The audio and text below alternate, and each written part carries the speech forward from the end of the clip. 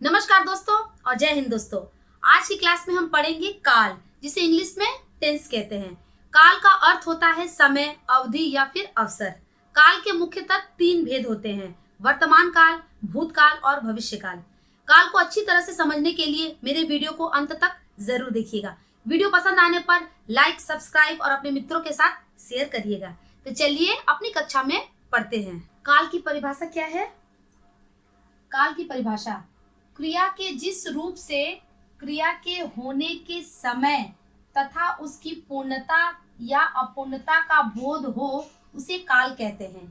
क्रिया के जिस रूप से क्रिया के होने के समय, क्रिया के होने के समय मतलब किस तरह से, किस समय में क्रिया हुई है, या फिर उसकी पूर्णता, वह पूर्ण रूप से हुई है या अपूर्णता या फिर अपूर्ण रूप से हुई है, इसका हमें बोध कराते हैं, उसे हम काल कहते हैं।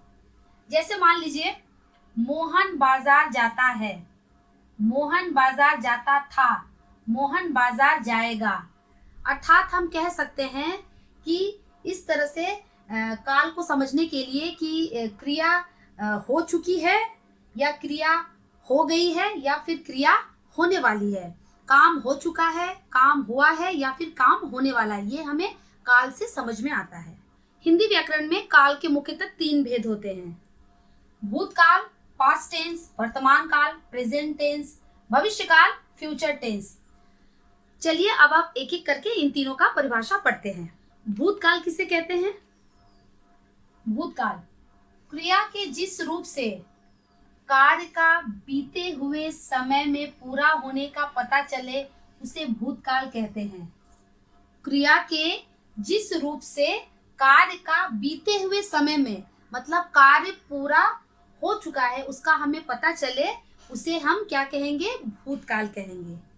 इसकी पहचान क्या है? इसको हम किस तरह से पहचानेंगे?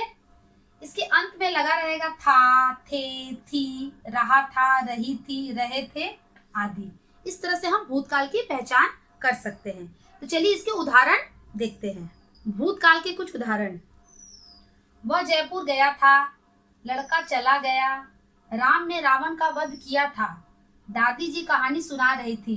इन सभी वाक्यों में गया था, गया, किया था, रही थी, ये सभी सब क्या है? इन सभी से हमें बीते हुए समय का बोध हो रहा है, अतः इसे हम भूतकाल कहते हैं।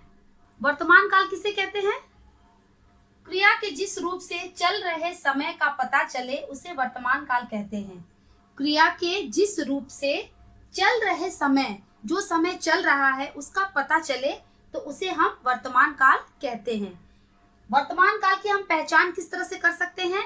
इसके अंत में लगा रहेगा ता है, ती है, ते है, रहा है, रही है, रहे हैं आदि। इस तरह से हम वर्तमान काल की पहचान कर सकते हैं। वर्तमान काल के उदाहरण: मोहन पढ़ रहा है, दीपक गाता है, आप क्या कर रहे हैं।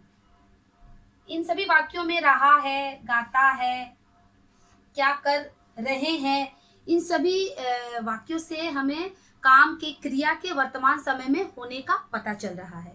भविष्य काल किसे कहते हैं? क्रिया के जिस रूप से आगे आने वाले समय का पता चले, उसे भविष्य काल कहते हैं।